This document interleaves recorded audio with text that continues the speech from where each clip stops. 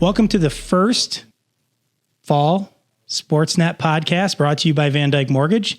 Our inaugural kickoff today, and we have some new faces in the room. We have Mr. Tate Stein with us. Tate, welcome to your very first podcast, your Golden Pipes. Let's hear him.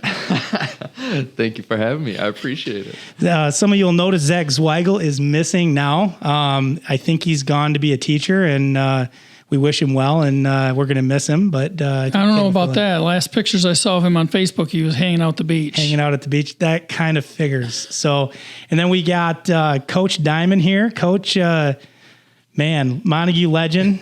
Been a Wildcat for a long time. I remember this guy 40 years. It wasn't that long, about 27 years ago now. You're dating yourself. I know. I'm old. I'm 45 today, actually, Coach. So, happy birthday! Thank you. So this is my first podcast too. Oh, that's first podcast ever or first? Ever. Oh, man. Yeah. Well, Scott, you usually have a cake for that stuff, don't you? We do. Better grab that out of the freezer because it was melting during our meeting. So yeah, sorry. The ice cream cake. Sorry, I was trying to be good. But so I really quickly want to mention our sponsors for the podcast today. Without them, we wouldn't be able to do any of this. Of course, Van Dyke Mortgage, North Grove Brewers, Grieve Law, Durga Insurance Group, FSM, Green Ridge Realty, Sarah Reel and Chris Dykema, Big Stone Therapy, and Jeremy and his group up there. And we just really appreciate all those sponsors. They help to pay the bills, keep the lights on, and Tate's expensive, frankly. So we gotta pay the talent as well. So we appreciate all them. And without further ado, I think we just kind of want to get to going into the podcast. And Coach, what have you been up to? Not a whole lot. Not a whole lot? Well, I could plug in for a business, but... Go ahead. Let's hear it. No, my wife and I have a business, and we just kind of help people do things, general stuff around their houses. What's the name of the business? Do you got a business name, or is it? Diamond Transitions. Nice. Yeah. That's awesome. What do you guys do? Well, we help people pack and move, declutter, small household things, paint. Yeah. That's awesome. When did you start doing that? that? Out of the house. Yeah. How long my you been wife doing? actually started doing it before I retired. Okay. And then I kind of slid in there as needs. So how long you been retired now? 6 years. Sheesh, does it seem like it's been that long? It went fast. Yeah. Yeah. Are you busier now than before? Well, we're chasing grandkids too. So How many grandkids you got now? 19. Holy moly. I barely know 19 people. 2 of the boys just got cell phones today, so they've been texting me. Oh my gosh. They'll be texting you, sending you gifts or GIFs, whatever you want to call them. What's the name of that, Tate? That's why we bring Tate on, so he can practice. Tate's our translator, our resident young translator. So retirement's been treating you well then? Yeah, we've enjoyed it. What do you miss most? The people. Yeah? Yeah, I don't miss the grind at all. Yeah? But a lot of good people and staff, community members and stuff. So, yeah, I'll tell you, being somebody that had you as a teacher and in the school at the same time as you were there, it didn't seem like a grind for you. Like you always came to school and you always looked like you were enjoying it. And from a student's perspective, I appreciate that. So I appreciate all your service. And I faked you all out then. You faked us all out. No, the grind was good. I mean, it kept me busy. Time just flew off the charts. And, the one thing I was worried about was losing, when I retired, I was worried about losing my identity. Yeah. Yeah. You're the go-to guy for as many years as I was, and all of a sudden, well, nobody needs anything anymore. So it was kind of tough. I'll sign up for that. But you adapt to it after a while, and it's probably kind of liberating after a while, right? Yeah, I was able to transition because I still work with the league in a couple of capacities, and that helped me transition out. And it wasn't that bad. Yeah. So I was going to have, one of 3 things, either a ping pong table in here, a badminton net, or a pickleball court, but I couldn't make it happen today. So I'd constantly telling my kids about playing Coach Diamond in ping pong, pickleball, and badminton. I do remember a story. You came in one gym class, and he had this It was like a Ferrari badminton racket. It was wrapped. It was graphite. It was like all white. I was like, what? Of course, he's handing us all these like gym class rackets. I'm like, this guy's like he's like a legend in badminton. I'm like, holy cow. But I saw how you guys took care of yours, so I didn't want to put those in your hands. You want to put those in our hands? Do you still play pickleball? We do. My wife and I go to Florida for a couple weeks in the wintertime, and she loves it. And I just remember when I first started teaching that in the middle school, actually, Gary Bodine was the principal. Yeah. And they said, what are you teaching? What is that? That game looks like... It's fun. Yeah, and it's just taken off now. I have a standing challenge with Cody Cater. He thinks he can beat me at pickleball, and he's afraid to play me. I'm calling him out on the podcast right now. Have you played pickleball or not? I've played a couple games of pickleball. Have you played against Cater or not? No, I've never played against Cater. Apparently, he's above my level, I guess. He always told me, though, like I was at the school doing a story or something, no pictures or videos of this right here. I don't want this out there. I don't know why. He's didn't want to scout him. I guess not, yeah. So, Coach, how many years was it? For teaching, administration? Well, it was 42 altogether. Jeez, I had 12 at Muskegon Catholic and 30 at Montague. So that's amazing. Yeah. That's well, thank you. That's fast, though, really. Yeah. I mean, it didn't seem like it in the moment, but when you look back on it, it's like, well, gosh, darn, did I do all that? Yeah. Already, so. And you're a Jackson native, Jackson Lumen Christi alum, correct? Yeah, I am. How did you end up in this area again? How did that all come about? Well, a family used to come up here actually in Muskegon to vacation when I was a kid. And then, you get out of college, you're looking for jobs. And the job market back then isn't nearly what it is now. Yeah. And, so I started putting out resumes and stuff. And I got a call from Roger Cheverini. And he said, hey, why don't you come on up and we'll talk a little bit about this. And I met him in the hospital. He just had a gallbladder operation. And we interviewed in the hospital. And I got my first job. That's awesome. That's awesome. So right at Muskegon Catholic then, that's where you started out. Yeah. And did you start out right away coaching? Oh, yeah. Yeah. That was part of our contract. I think my first contract was $8,900. And then part of that was coaching, and you had to coach 2 sports and help a third. Wow. What were, other than football, what did you coach?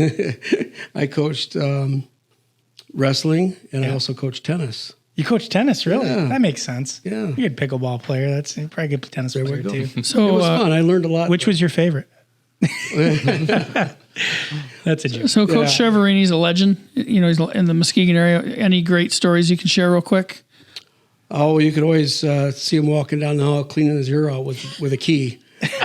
With a key, not a Q-tip or anything. No. A key. Yeah, a key.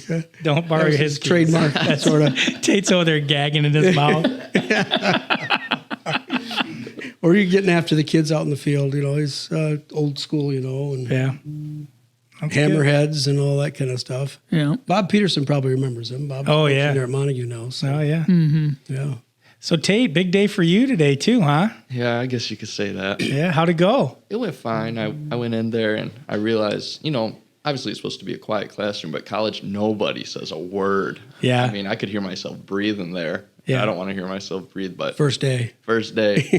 I hope it gets a little bit better than that. What class was it that you had today? Computer Information Service. That's a great class, man. I know some people that might be able to help you out in that Oh, class. So, really? yeah. Did you learn anything?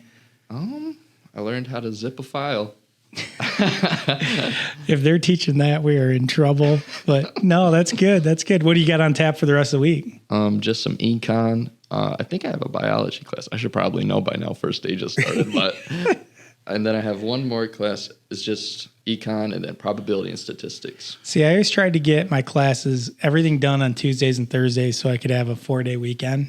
I hit that golden schedule like maybe twice in my collegiate career, but I feel like we need to give our viewers a little more background on Tate. We do? I think, well, before we get to the really good stuff, this is good stuff too, but Muskegon Community College student, you're looking at joining the basketball team? Yeah, I guess so. Looking at that? If maybe, I don't know. He has to get past Gene. Point guard at Montague, the last few years. And I think his introduction to CatchMark, this is before I got here, was the player profile where he went really low. He did. He was voice. he's pretty awesome. I don't know what you're talking about. I don't know what you're talking about. So then the second Tate Stein story is first time he's going to announce. Second time you're going to announce for us. Oh, Basketball you mean- game. Yeah, the one you didn't show up at or you were late. I don't know what you're talking about. I have no idea. We brought him back. But Tate's real claim to fame is that he's Jeff Stein's kid. Oh, that's. God. I mean, Jeff is. That guy's a legend. So He's something. he's. Legend must be a broad term now. Coach, how many girls and boys in that brood of 19? Oh, you would ask me. I would. He's like, oh, you. I know there's dirty man. more girls than there are boys. Okay. I think it's probably 10 and 9, maybe something like that. That's good guess. We'll fact check. Well, you later. won't know. Yeah. Oh, I'm going to ask. So, funny story. We actually live in Coach's old house. You built that house, right? Yeah, we did. It's been great. It feels a great little house. empty with the kids leaving, though. I'll tell you, it gets kind of big when you don't have as many kids at home. But yeah, no. What year did you build that? Back in the early 2000s, Yeah, nice. something like that. So what are the age ranges of the grandkids? Our oldest is a sophomore in college. She's going to turn 20 Yeah. in January, and the youngest is 2. I was going to say, have you ever had all 19 of them under one roof with having grandma and grandpa watching them? But there's such a big Watching? range. No, not Can watching. you imagine that? Oh, yeah. You had to watch 22 players on a football field at one time, but not 19 kids in your house. No. Well, we've had not without their parents. Right. So, of all your years coaching, what's the most memorable? The one thing that sticks out in your head? I mean, I know there's probably 100, but like one game, one instance, one. I think one game would have to be the game against Battle Creek Penfield. Yeah. I remember that. It was was at that game. It felt like it was negative 30 degrees that day. Yeah. I was there for that one. I was just talking to Joel about that actually after Were a you? school board Yeah. meeting the other day. I was making fun of him. That's got to be a memory of his. Yeah, I was like, that people don't even know they're talking to a Montague legend. Was he the one that busted the touchdown run? Yeah. That's Yeah, what I it thought. was. Was it Joel Smith? Yeah. Yep. Yeah, I remember watching that. I went into the pile and I'm like, oh, he's down. And then all of a sudden he busted out and I was Yeah. like, oh crap, he's going to score. And nobody was going to catch him. No, he Yeah, went. so- It was And the awesome. thing is that was the Penfield team that year that no one could stop him, and they ended up pitching a shutout. Pitching a shutout. That was a great game to go to. Yeah. Yeah, that's the game. Jim Tembrink's a good friend of mine, and he's a Whitehall guy now. And I always tease him, and he's always telling me, "Oh, you're drinking the Kool-Aid." I'm like, "You do remember that you were the O and the U, right?" Like, I got a picture of you with your shirt off in the cold with a big blue O on you. So. And Tate wasn't born yet. Tate was not born yet. So he's like, "What are you guys talking about?" Not even a thought. Yeah, Coach, he taught and administered for twice as long as Tate's probably been alive, or a little more than that. So, yeah. Well, hey, let's start in on some conversation. I one of the things that we want to talk about a little bit is just the conference expansion, and as we kind of move forward and what that looks like. I'm going to be honest. When the idea first came out, I was kind of had mixed feelings about it. And now that it's kind of going into play, I'm a little more optimistic about it. I think there's going to be some cool matchups and some cool things going on. I mean, what's like the one thing you guys are looking forward to from the expansion, maybe going into the fall or going into the whole year? I just like the footprint in terms of geography and reaching new areas. I mean, yeah, there's that other side of it where it's like it's been such a stable league. There aren't any or many as stable as the West Mich Conference has been, but getting into communities like Leadington, Fremont, et cetera, I think that's a good thing. Yeah. What about you, Tate? What do you think? I kind of like some of the recognition, and it's part of what CatchMark is doing. The recognition that some of these teams, like the Holtons and the Hesperias, that are a little bit smaller, they're probably going to receive a lot more than they're used to. Yeah. So they're going to start to leave like their footprint on things too. Yeah, that's good. That's a great point. So, Coach, you kind of helped orchestrate this whole thing, didn't you? Or were a big piece of it, or at least collaborated with your role with the league, right? Well, I'll have to be honest with you. I was one of those negative people. Were you really? Also, when I was in a position to actually have Have a some say or say in it. yeah. But I think it does offer some opportunities to schools, and I think it realigns things a little bit more by school sizes. which I think is good for some of those schools. Well, what was your argument against it? Like, or your thought before? Like, I guess there were a couple things, but I think probably the biggest one is I thought it might water the conference down. Our conference had reputation for its stability and for its competitiveness, and so I wasn't sure. And we've got a bunch of new good athletic directors. It's good to have met them, and they're very active participants, and they range from a lot of different experience levels too. So I think that'll make us stronger, having more of a cross section of experiences to add to the league. Yeah, I was a little worried about, just from the Montague, just looking from that view, some of the other sports. I think football wise, I think we'll compete and we'll probably be right up there. I was when I first heard about it, I was just like, what's that going to do to basketball? What's that going to do to maybe soccer? Like, are we going to be able to compete being one of the smaller schools in that up league? But I the more I'm looking at it, an opportunity to compete at a higher level too. I think as long as your kids keep bringing it every day, you're going to be okay. So. Well, I think when I was coaching, our goal was to catch up with Dusty and Jack. I mean, they set the bar in our conference for football from a football standpoint. And I think that's what helped bring our program to the point it is.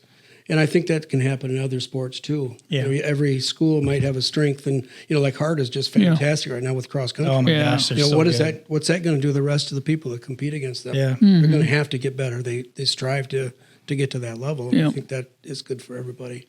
Tate is a player that just, recently, but what do you think about the opportunity to go play some of those other teams in the league expanding? I would love it because I'm so used to playing the same guys all the time. Not saying that that's not a good thing, but all the Fremonts and all the Hesperias, like we were talking about, all the Ludingtons. Ludington would be great to play against. The only thing I wouldn't like is taking a 50-minute bus ride this way, then taking a 50-minute bus ride that way.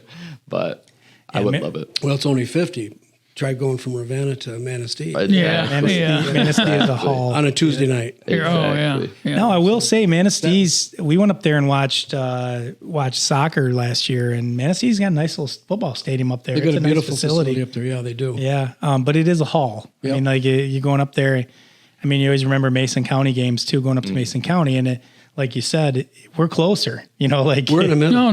Little plug too. We'll be up in Manistee on Friday for our game of the week. We sure will. Holton and Manistee. We're a lot of times people think game of the week. Oh, it's the best game always, and you never know how a game's going to turn out. First of all, in some cases, but our goal is to showcase conference teams. Teams that are in conference. And they're both newcomers to the conference, so this is a great opportunity and it's teams that maybe might not otherwise get a lot of coverage, or maybe didn't get a lot of coverage in the past. I know Manistee has their paper up there and everything, but yeah, it's an opportunity for us to showcase them. Yeah, no, that'll be fun. That stadium's a nice stadium, and again, picking those matchups is not easy. Scott spent a lot of time kind of going through that and like. Who do you pick? Who do you what's the game? Are you always looking for the best team, or are you looking for the best game, or are you trying to spread out? I think the answer is yes and yes. I mean, because you're looking for the best game, but you're also looking to showcase these teams and spread it around a little bit if you can. Yeah. Well, now you got more games to choose from too. Mm-hmm. Yeah. I mean, from a scheduling perspective, it's got to make it a little easier as an AD too, right? Wouldn't you think? Like, not really. Really? Well, they have to come up with 3 games now. Before they only had to come up with 2. They still have to come up with 2 non-conference games because for football anyways. Yeah. Being in 2 7-team divisions, you've got 2 games unaccounted for, plus you got to buy. And a lot of the schools have crossed over in the buys. When we did the schedule, we tried to leave similar weeks open for schools we knew had obvious matchups, but we're in different divisions. So, like, for instance, Oak Ridge and Ravenna, they both will have the same bye date every year so that they can cross over and play each other. Oh, that's kind of a good idea. Even though it won't count towards the conference standings, it's still a big community rivalry. Exactly. So they're able to keep that. And we were able to do that with some of the other schools, too. Montague Whitehall, same. Montague's playing Ravenna. Who else they got that? Obviously they're playing Muskegon. They're playing North Muskegon. That's the other one. Then Spring Lake this week in the the non-league portion. Yeah. So. Sorry guys, I'm trying to get this log back in here real quick. Just give me 1 second. No worries. Get this out. Well, the other thing too with that is it might develop some new rivalries that we haven't had in the past with the new schools. Montague, as far as I know, my experience, we've never played Ludington in football. We've played Manistee, but that was years ago. And then you've got Holton. Holton used to play North Muskegon a lot. In fact, they used to play them twice a year. But I'm not sure if North Muskegon had played Hesperia. It used to be we had that rivalry week that we used to run in the West Michigan Conference, and the joke was always North Muskegon and Mason County Central rivalry. And so now maybe they'll be able to develop one a little bit closer to home. So we're heading into the fall, and it's kind of football time. What are you guys seeing? Big surprises, best teams, that kind of stuff in regards to football this fall. I'm going to defer to Coach. Oh, thanks. Well, appreciate that. You're like, you told me you were going to talk for me on some of this stuff. I want to give you a chance. Well, I was able to look over some of the materials you gave me to, some preseason spotlights in those. Yeah. And I don't know the new teams quite as well, but I know that Ludington has a little bit of a tradition up there, although last year they didn't perform like they're used to performing, but they do have some. So that could be an interesting game between some teams in that division. But it looks like on paper right now, though, that Montague, Whitehall, and Oak Ridge are still going to be duking it out in the Lakes division. Whitehall might have the edge because they got a lot of kids coming back. Yeah, man, they look they're loaded. They look good. Yeah, and Tony does a nice job over those guys. So I look for that to be a pretty good three-way around, just like it was last year. Yeah. I feel like Whitehall's been like knocking at the door the last few years, and they just need to take that. Almost like kind of what you guys did in '92, right? Like take that next step and have some success in the postseason and just kind of blow the roof off of it a little bit. And they look. We're going to find out right away because they play against Unity in week 1. They play at Hastings in week 2. Tony's not. And then week 3 is Alpena, which they're a bigger school. They're playing them at Ferris. So, and then it's the battle for the bell in week 4. All right. Yeah, they've got a heck of a schedule right up front. Yeah. We better bring that sucker back. It's my senior year we lost. I know. Just walked away in tears. Then graduated. You let all the Montague alumni down for the last. And you were even on the field and you still let them down. It's too bad. It's your group. That's right. So I think Whitehall too. I think Whitehall will be my favorite. I know I'm going to take some heat and some hate back home, and they just look fast. They look strong. They're solid everywhere, and they've got loads of guys to kind of go with it too. So, what are you thinking, Tate? No, I completely agree. I'm a big believer that championships are won in the trenches. And just on media day when they came in, they looked big, didn't they? Oh my gosh! And just to go with that, they got the skill players too. And it's hard to bet against them. Yeah, it's really hard. I mean, like you start talking about it. I mean, Bowley, and they got Cam, and they got Stratton and Stratton was all league last year. And I'm not even talking about the big guys like Shepard and Napier and good everywhere. Yeah. I'm not going to count my cats out, though. Like, I think the Montague returns a lot of really good. You can't count them out. You can't count Oak Ridge out. Same way. Coach Diamond said, I mean. Friday, man. And like last year, it happened. It was a round robin. They took turns all kind of beating on each other. That's right. I feel like Montague's got some skill players this year. I mean, the guys that have been there for 3-4 years now and playing on varsity, I think they're good there. They're just a little smaller maybe than what they have been in the past, and so we'll have to see. But that experience is huge. I mean, they played in so many big games. Yeah, those kids have. Yeah, they have that, and it is. And there's a mentality too to winning. So, who's your pick, Scott? Well, we had our preview show. Yeah, and I'm sticking with it. I got to go with Whitehall. I mean, and it's funny because there's people that I know. They're like, "Oh, you guys say Whitehall every year. Everyone picks them every year. They always got the best athletes. All this stuff." They just, even this year, they look just a little different than years past from what I've seen them. Now, granted, you still got to go out and perform, and you still need all those other intangibles to fall into play, I think. But yeah, I ran into Tony. I was going to a Rotary meeting at the VAC, and was talking to him a little bit before the meeting, and he said, I said, how do you think you're going to do? And he played it perfect. I mean, absolutely. He goes, we want to be celebrating at the banquet at the end of the year, not right now. And I was like, you're absolutely right. I said, that's a good, but no, really, Coach, how good do you think you'd be? And he wouldn't budge, man. Well, he was tight-lipped. Was it 3 years ago? They were decimated by injuries. So they lost like 50% of their lineup for 50 or more percent of the year. Yeah, last year, I mean, having Ira and Grayson both out is not, I mean, those are two pretty good athletes. So, and they got 4 games right up front that are going to test their physicality. I mean, I could see them coming out of that with a losing record and still having a great team to go, and how they react to that adversity possibly is going to be a big tell on how they end up in the rest of their season. I agree with that. So looking around the conference again, because I think we're all on picking Whitehall and we're going to take heat on that upper division. What about the lower division or the we're Lakes, they're and then Rivers, right? Rivers, so, who you like in there, Coach? I'm going to have to. I think North Muskegon and Ravenna probably are going to duke it out there. Yeah. It just depends on how they come out. With the new conference and the new alignment, I'm not sure how physical that division is as compared to what the Lakes is. And I'm not knocking that. Yeah. Ravenna hits the heck out of you. Yeah. And North Muskegon does too. But game after game after game, I'm not sure it's quite there yet. So yeah. Right. I'm leaning towards those two schools as competing for that. Who comes out on top? I'm going to make you pick. I think North Muskegon might. Yeah, that's a good pick. And I think, and Ravenna's has a great tradition, but I think, and I don't think it's going to happen this year, but I think their lack of a JV team this year is going to hurt them. Yeah. And hopefully they'll get those numbers back. I know I've got one grandson playing in Oak Ridge system, and I got one in the Ravenna system. So, well, at least they're still wearing blue. Yeah. Yeah.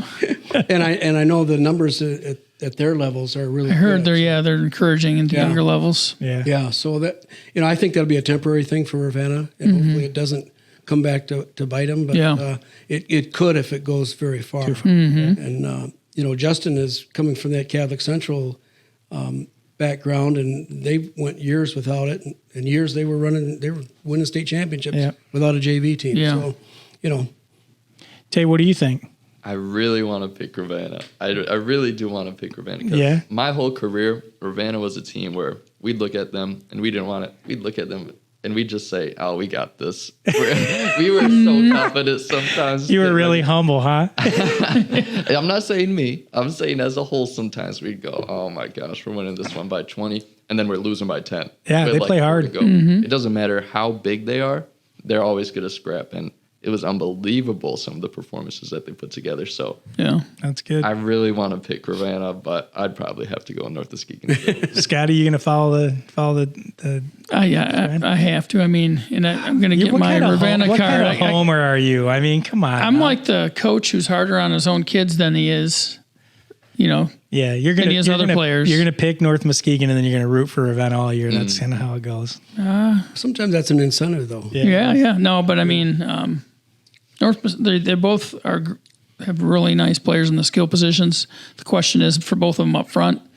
I think North Muskegon might have a little more in the beginning up front, but Muskegon's pretty skilled too. It should come down to those two. Now the surprise was when we were recording our preview show, Mike Taylor, and I don't know if he's pulling our leg or what. He says Shelby's going 8-1. Really?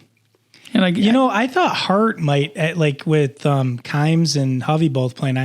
I didn't think they played terrible last year. I thought that they were really making some strides. Now, I haven't gotten filled in, but I heard Kimes nor Hovey are playing this year. They're not, no. Which is a huge hit for a team like that. So, that makes them look dramatically different in my opinion. But really, that's. I would have to say North Muskegon if I'm picking, but what's that? Nothing. I'd say. I'll have to go to North Muskegon, but Ravenna, Hunter Hogan's a really good athlete. Yeah, and we'll see. Yeah. He's going to be running the quarterback in the veer, and we'll see. My boy BB's gone now, huh? Yes. Well, which by the way, he contacted me Friday. Cal did, asking when the podcast starts. Did he really? Yeah, and I go Monday. I go, do you want to be a guest? He goes, that'd be awesome. Yeah, bring him on. Bring him on. That'd be awesome. That would be cool. We'll take him. We need some younger blood in here, But Yeah, no, I'm that. not quite sure what you're saying there. I'm talking about Scott and I. We're the regulars. Okay. You're just the eye candy coach. No, yeah. So You want to be in the CatchMark calendar that we're making? Tate's the cover boy, but we can save a month for you. Yeah, a month, right? Yeah. So 8-1, really. Afternoon. That's what he said. Was he being serious or was he being like? I have a hard time believing this, but maybe he knows something we don't. You know, I like Phil Fortier though. I like what he. Yeah. I mean, I think his heart and his head's in the right place. You know, I think he really means well for those kids and just wants to give them a good experience. Yeah, I was surprised when I read your piece or your articles on the West Michigan Conference when they threw up the conference championships in football, and I was a little shocked to see who was kind of. I mean, Shelby's right up there, like historically, like they, you know, and you know, I was shocked that Whitehall wasn't higher than they were. Mm-hmm. Like they were like second to last or somewhere there, and like. You know, Shelby had some conference championships like in the 60s, 50s, 60s, 70s. And their most recent was like 13, 12, 13, 14. They had back-to-back state semifinal appearances. Yeah, I remember that. Yeah. Yeah. So that's not real far removed. So changing gears a little bit, but staying in the football realm, who's the best player in the conference this year, do you think? Man. Overall. I know that's a tough one, especially with football because it's, you know, different players impact the game in different ways. But what do you think? I'm going to have to defer to you guys on that one. Oh, yeah? I've been out of touch with it, so I'm really not.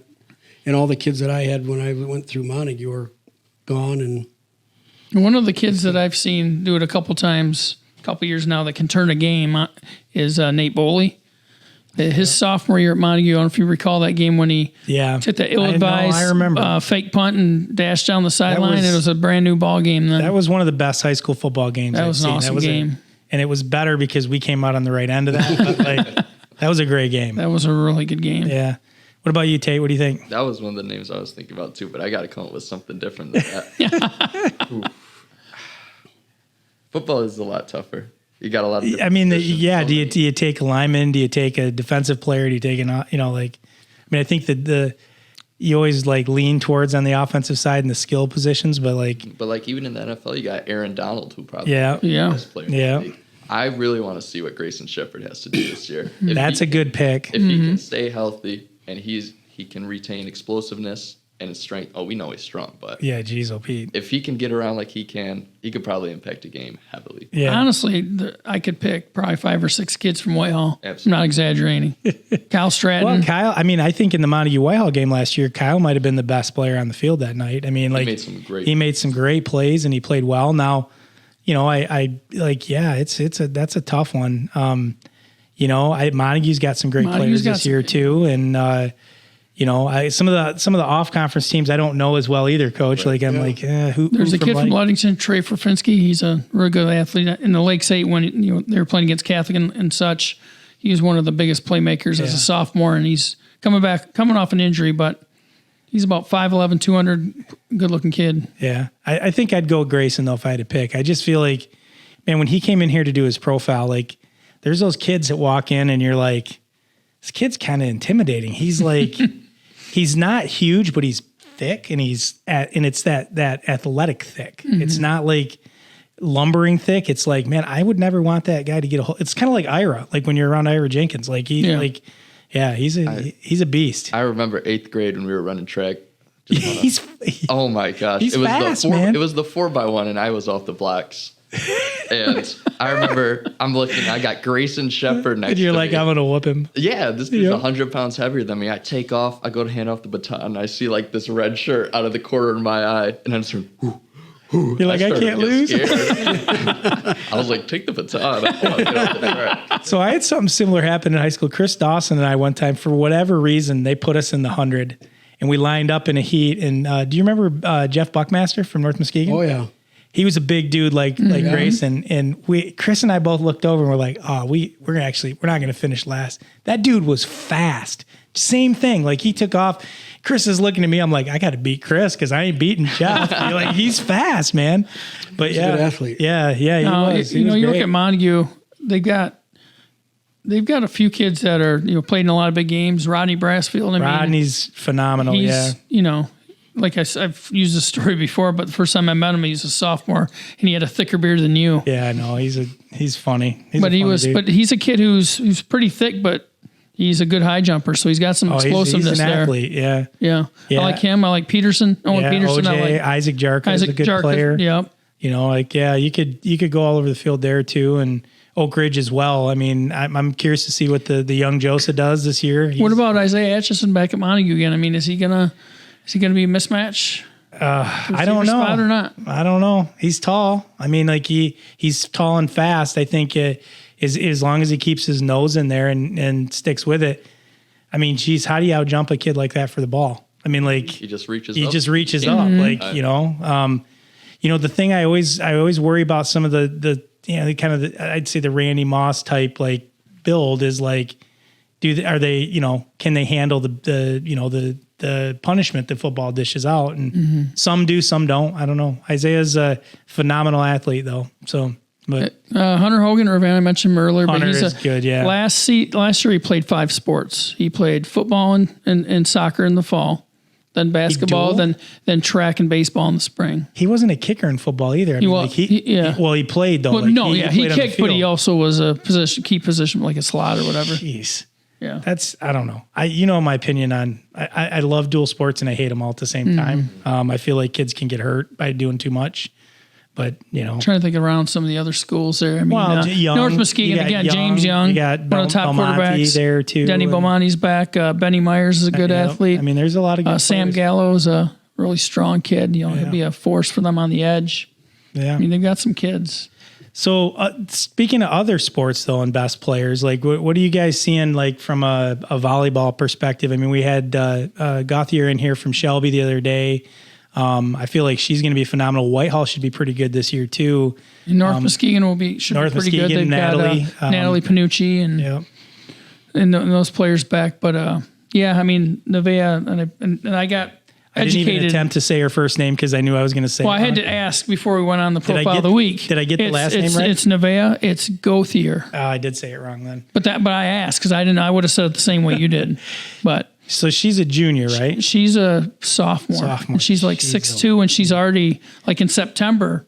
She's going to the U.S. National Development tryout thing in Arizona. Oh, she was first team All-State as a freshman. I think her and Panucci are the players that probably really, stand out. Yeah. Coming back in the league in volleyball this year. Yeah. Back to my Cats though. What do you think Phil's going to do with the old Wildcat girls? Think he can win another title? Yeah, I think it'll be a lot tougher go this year, but they do have some returnees, and he's built a program, not just a team. So, Natalie Kellogg, Mackenzie Goudreau, those two right away.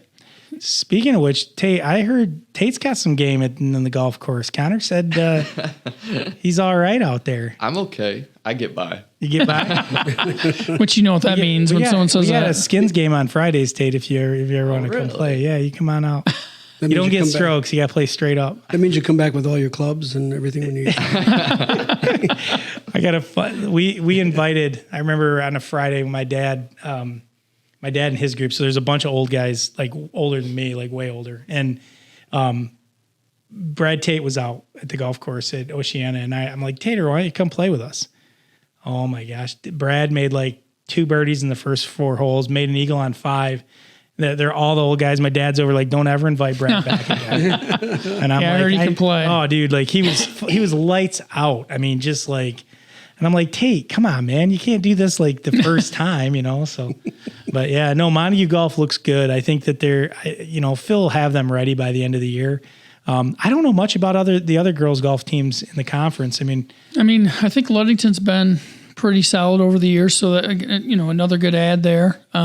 Whitehall has been probably the closest competitor in the league to Montague, I would say. So, but they lost Van Dynen, right? They lost Van Dynen, which, she's a Division I bowler now, but she also finished second in the state in golf. Yeah, she first in the state in bowling. She was phenomenal. But then, so there's Ava Garcia she plays soccer as well, but she's a good golfer for them. I think Jerry McDowell's daughter, I think she plays golf. I think she was kind of an up-and-comer as well. She must get it from her mom. I'm just kidding, Jerry. I'm just kidding. It was a joke.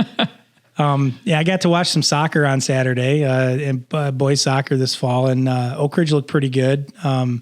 Montague looks solid. There are a lot of good athletes in the field. I would say Oak Ridge looked a little more disciplined, a little more hungry, but overall, both those teams are good. And then Jonah Kelly, who works for us, coaches Shelby soccer, and Jonah swears they're going to win the conference this year.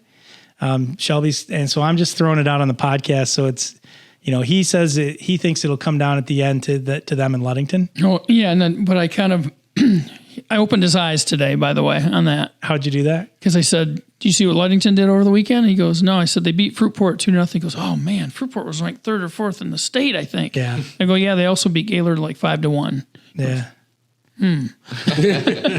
Yeah. So we'll see. I think Ludington's just year after year. Yeah, they're just always there in soccer. I would never count out Whitehall too. Brian, Brian always seems to have his teams playing well at the end of the year, and they've certainly had Montague's number in the last couple of years too. But from that perspective, lots of great players around the conference. I don't know if I could pick a best soccer player. Like there's a lot of good athletes, and that's a tough one. Jonah was talking about the sophomore from Oak Ridge. Is it Arturo Romero, maybe? Yeah, I got to see him play. Yeah, he's a good player. Yeah, he's really good. Oak Ridge was impressive. They played really well, and they look like one of those teams that is just going to get better and better as the year goes on. Fleener does a good job with them. He does. My Kara is real. Like she likes how he coaches. Like he does a good job. And stuff North like Muskegon's always a factor though too. Seems like. In soccer. Yeah. North Muskegon and Whitehall for Kara, that's like, she's like, if she could get past that hump, she'd be really happy, but, and then cross country, I think, I'm just going to put Hart. You going on a limb with that one? Do we need to pick anybody else? Hart? Well, Fremont's got a nice tradition too, but yes, Fremont does. Yeah, they do. But Hart, I mean, it's amazing. We're going for the 6th straight state title. Hart is in the girls. That's nuts. They think they can get a girls boys double dip this year in state titles. We'll see. Well, the boys didn't do bad last year. They're knocking on the door. Top 10, weren't they? They're top 3, I think. Yeah, they were pretty good. The Jaswinski girl keeps getting better, and of course, all the ends athletes. And there's another Jaswinski coming yet too, right? He's in 8th grade now. Yeah, Bobby. Noah ran against him. The only kid Noah didn't beat in 8th grade, and I always used to make fun of him. I'm like, "Are you ever going to catch Bobby?" And he's like, "I'm like, he's younger than you." So Bobby is fast. Really fast, so that'll be interesting. We actually streamed the kid from Fremont, the All-Star meet at Reese Puffer. Oh yeah, Nathan Walker. Man, that kid he's at Purdue now. Oh, he was so fast. I mean, like he won it wasn't even close. Yeah, and I think he set the meet record and didn't even have anybody pushing him. It was quite impressive. So those runners like that, because I remember that meet. I was there covering it, and I waited probably a half hour before I could talk to him because he was doing a cool down.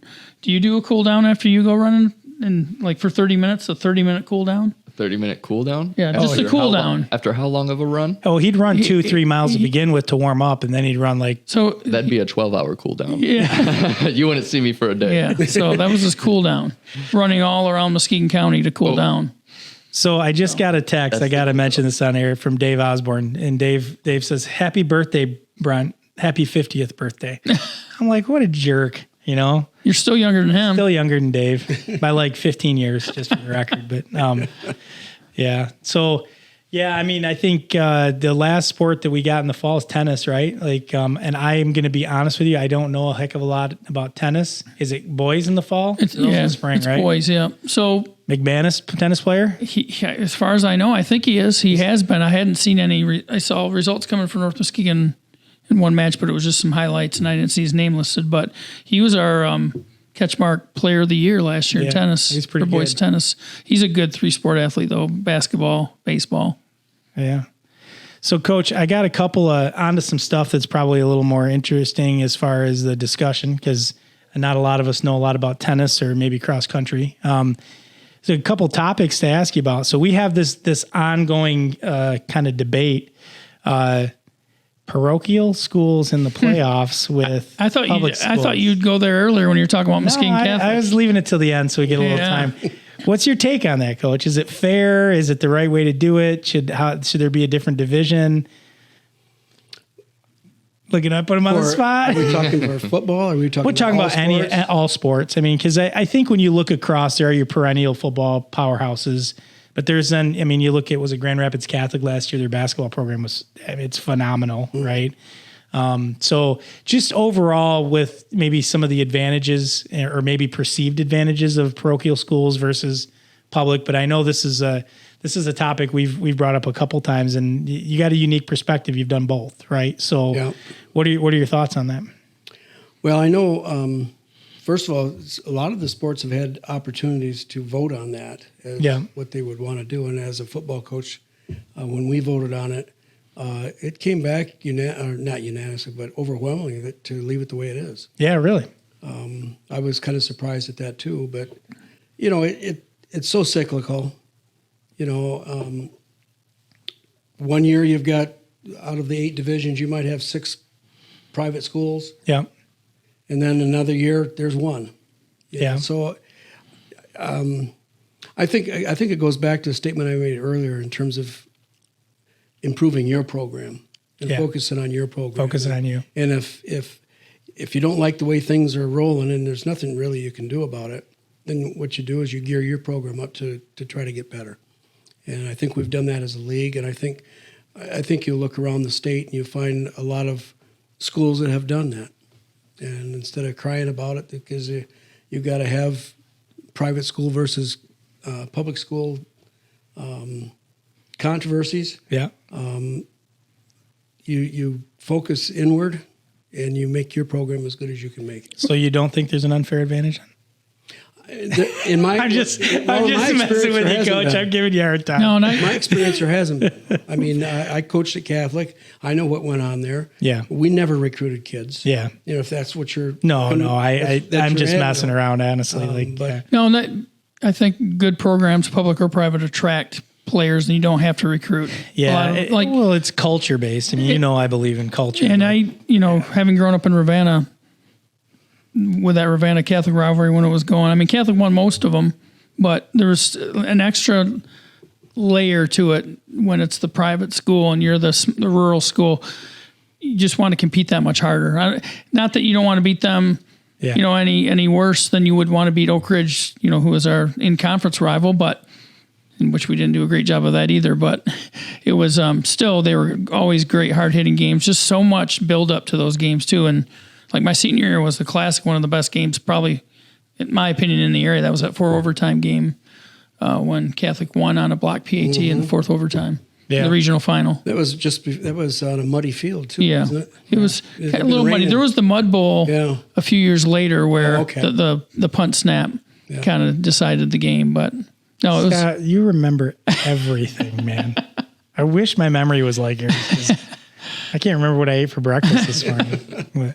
Tate, what are your thoughts on it? On parochial schools? Yeah. Private, parochial, whatever you want to call them, I guess. Yeah. I don't know. I mean, I'm just an 18-year-old kid. Oh, no. You don't get to cop out like that. Well, you're a podcast legend. One episode. No. You guys lost to Lansing Catholic in the was it the good point? Yeah, I hate this. It's such an unfair. In football and in in baseball, you guys lost to Lansing Catholic. See, but when you really look at it, and no disrespect to Lansing Catholic, no disrespect to us either. I feel like we were evenly matched in baseball. I agree with that. And that was anybody's game. Had more than several opportunities coming on top. I had a big opportunity, and just like usual, I melted under pressure, and we ended up losing at the end of the game. No, but you guys were right there. You guys, either team could have won that game. And the football game probably too. Do players really think about that though? No, not at all. I mean, aren't you thinking about the competition? You're not thinking about. The only thing we're thinking about is we're going to beat these guys. Okay, it doesn't matter where. Yeah, it's more of an adult conversation. I don't mean non-school age conversations. Right. Yeah. When you're out there competing and everything, it's just you don't think competing. About it, I don't think. I liked your attitude about it too. Control you. You control you. You can't control any of that other stuff. So go out and compete. I agree with you on that. Like from that perspective, I like to get interesting topics talking about it and get going. But I think maybe beating someone the stature of that program. Yeah. Like beating when Ravenna was able to beat Catholic, or when you probably remember this when DJ Ritz ran all over Lumen Christi. I mean, your alma mater, but I mean, you just got to tip your cap when a kid and a team does that to a program the stature of like a Lumen Christi, which not many people are able to do that. Yeah. And he just had a field day running the ball against them. Yeah, I mean, I think you just got to go out and compete. And like for me, I want to beat the best. I mean, and so, that there is some argument to the opposite side, and just kind of putting my devil's advocate hat on. Statistically, there is quite an advantage to schools in similar private schools winning, it's a statistical bias. I mean, like they definitely win more than their fair share of state titles. So there's got to be something to that. The argument of why is really what that comes down to. Is it because they just have great programs and they have great people and great cultures and I think you've seen some of that in the West Michigan Conference. I mean, Oak Ridge is in that talk every year. Montague's there. Ravenna's had some success there too. And so, like, again, like, how do they keep plugging that out? Well, it's a culture of success, and you start buying into that. So, well, there's a continuity there oftentimes too. Yeah. When Oak Ridge and Ravenna were really going at it, Dusty'd been there for years. Yeah. Of course, Jack had been there for years. And you look at the private schools, Cheverini at Catholic for years and years. Down at Lou and Christie, Herb Brogan's been still there. He's still there. Yeah. And he's been there, I don't know how many years, but shortly after Jim Crowley, I think. But so that puts him in like the 30-year range. Well, during our preview show, Cal brought this up, and I think it's 44 years. Oak Ridge has had 2 head coaches in 44 years. Well, that was funny because you say that because I sat down with Jay last week, kind of talk about some streaming stuff and some of the stuff we're doing with CatchMark, and Jay kind of was saying the same thing. Like Montague's only had 2 coaches in the last 40 years, 50 years, right? Like you and Pat, and then Justin is the third. So like people are expecting that to be a long-term thing. So very similar. I think continuity does help with that. So big piece.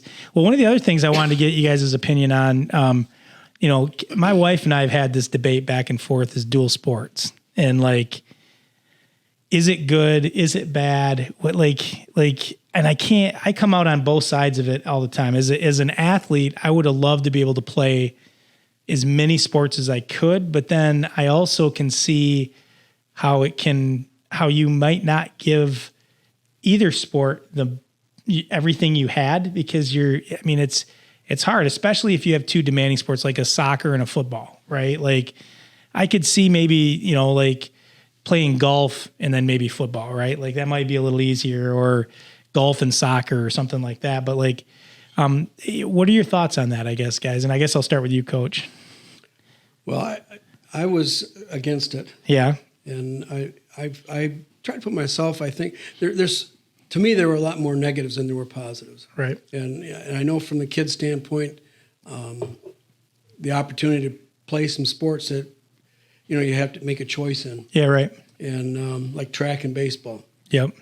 In the spring. And that would give kids the opportunity to do that. But then you're thinking, okay, so if this kid's going to run track and he's part of a relay team and he's got a baseball game on the same day and that's his primary sport, so what happens to his relay team? Yeah. Somebody else has got to go in there, and I'm not sure how fair that is to the team. Yeah. And there's a lot of other aspects that, the overuse thing is a big thing for me. Kids just don't have a chance to rest. Yeah. And even more so, I mean, you got your school activities. I know our kids were heavily involved in like FFA and what's that marketing program? DECA. Oh, yeah. Along with that, and you throw in driver's ed. And there's just a whole ball of it's nonstop. Yeah. And you say, well, the kid's just got to learn how to say no, or he's got to learn how to budget his time. Well, they're kids. Yeah. And I think as adults, we bear some responsibility in helping them do that. So the athlete that comes to mind to me immediately is Charlie Clint from Whitehall. Yeah. She was, in the spring, she dual sported in soccer and track. And she was a really good pole vaulter, great in hurdles. Also did soccer. In fact, the day of the West Michigan All-Star invite at Puffer, she did pole vault, won that. Then her dad drove her to Fremont for a district soccer game. And then she came back and did hurdles. But she didn't finish as high in the state finals as I thought she might have in the hurdles and track. And I don't know if this is why, but I wonder if it was because she was just worn down after dual sporting. If she would have maybe finished higher, I can't say that with certainty, but I just wonder about that. Yeah, we've always said one sport for our kids. I mean, that's just kind of how we've been. And they can choose whatever they want, but you're going to be committed completely to that team, and that's what you're going to do, which is unpopular with some other parents, but that's just kind of how we've been. Tate is like somebody that's recently been a player. How do you feel about it? Well, I was a dual sport athlete myself. Yeah. My freshman year, I tried to do baseball and golf at the same time. That's a tough transition. Yeah.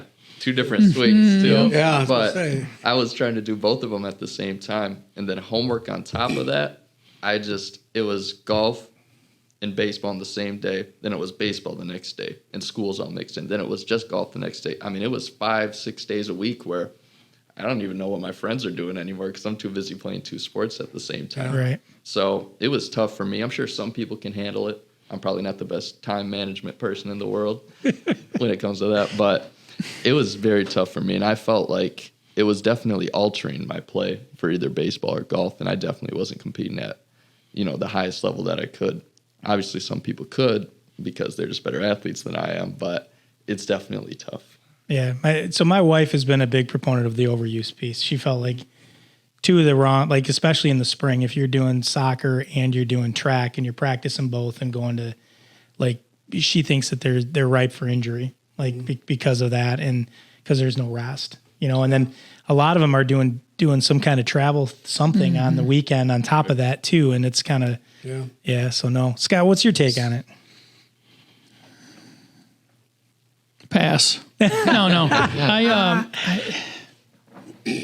It's hard because I'm a guy who loves to see multi-sporters. Yeah, now, me too. that doesn't mean dual sport. That's a different discussion there. Yeah.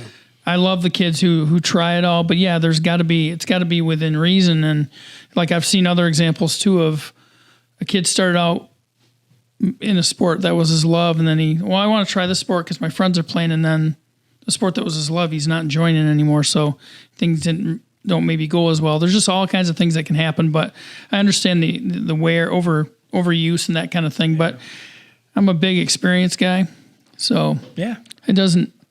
I mean, I don't know. These kids aren't going pro in anything, and as long as they can manage it, that's the main thing. But yeah, there are those considerations of overuse and then too much on your plate. Grayson might go pro. You never know.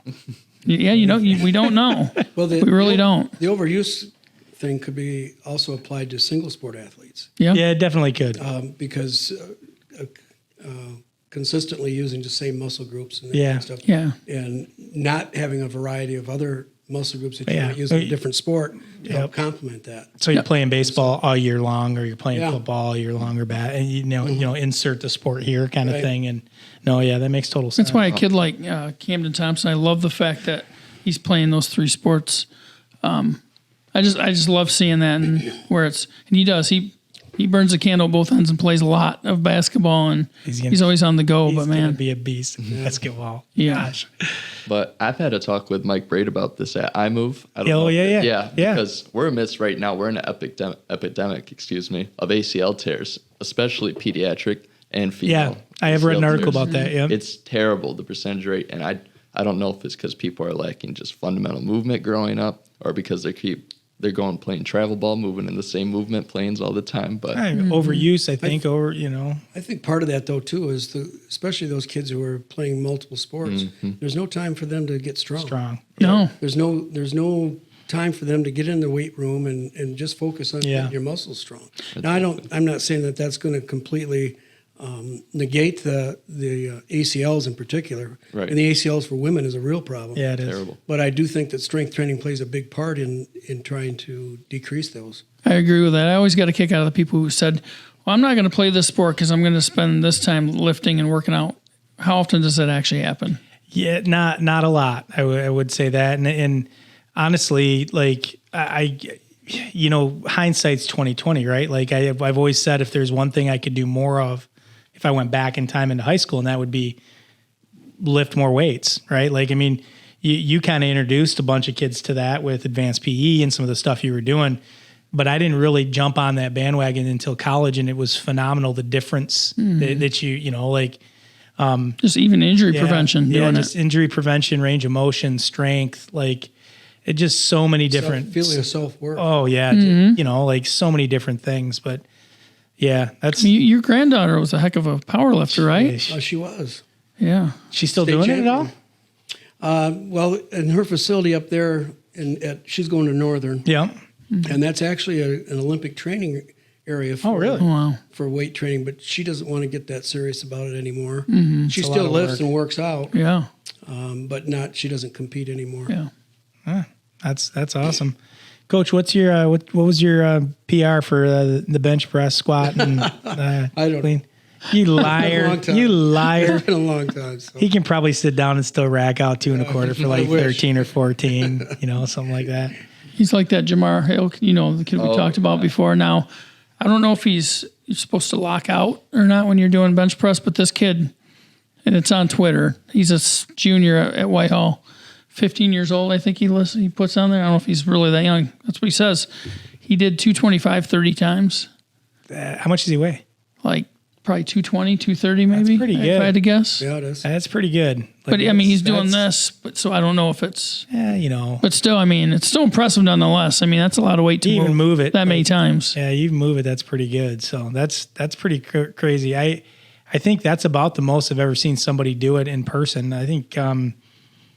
Todd Moran one time I watched, and that guy's a freak. He was like 190 at the time, and he did it, I want to say it was 31 times. So were you the one are you the trainer for Silas Jancic? I just wondered because Silas the Montague is a freak kid too. Yeah, like, he's a stud. He's always at the AFC over in Whitehall, and you know I'm sitting there and I start squatting. I look it over, and he's ripping out my squat on bench, and I just rack up my things. I grab my coat. I go out the door. It's out. Yeah, I'll see you at the football games. He's a beast, man. Jeez. He is a He's benching over 400, and so is Grayson. Grayson was like 405. Yeah, that's crazy. Yeah, I would if I could go back and do it again. I'd definitely more training. But you're right, like. When you're going nonstop, you don't have time to put that in and make sure that you're doing those things. And I think that kind of gets neglected. But yeah, well, we're over an hour here, so it's kind of time to wrap it up. I guess any parting thoughts on our way out, Scotty, Tate, Coach? Ready for football season? Ready to dive into this? Ready for everything? All the fall sports obviously fall sports are already underway, but I think once football kicks off, and especially after we get past Labor Day, then it's really in full bore, I think. Yeah. Ready to go. Tate will be calling games for us this year, Montague games, so we'll have a crew out live streaming, and we're hoping he can do that in basketball if he's not playing too much, have that get in the way. But so that'll be cool being part. We get to get him and his coach over to call games. Him and Gene. Oh yeah, imagine that duo. That'd be pretty good, I think. Call some basketball games. Although Connor may kill me if all of us if he doesn't get to call games because he's got it on his calendar already. Him and Tate. So. Yeah. But hey, Coach, thank you for coming. I really do appreciate it. On a parting note, as a coach, as a teacher, as an administrator at the schools, you're always somebody that. I looked up to and emulated, and we do appreciate all the things that you did for Montague schools and all the kids over the years. So it's great to have you here and great to see you again. Well, thanks for inviting me. I appreciate it. Yeah. So on behalf of the CatchMark podcast crew, and thank all of our sponsors again, Van Dyke Mortgage, who is our title sponsor of the podcast, Grieve Law, Farm Bureau Insurance, Big Stone Therapy, Chris Dykema and Sarah Reel with Green Ridge Realty. I'm sure I'm missing a couple in there. Durgan Insurance. Yeah. Just appreciate all the time and effort, and it's good to kick off the season again and with our first recording, and we'll be back at it for quite a while here till the spring. So thanks again, Coach, and we'll sign off. Thanks, Coach. Appreciate it. Yep.